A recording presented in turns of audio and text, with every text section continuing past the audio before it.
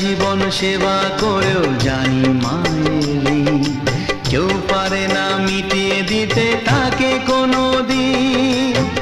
তোমারই আশীর্বাদে জীবনের প্রতি পদে যেন আমি রাখতে পারি তোমারই সুনাম মা, ও মা।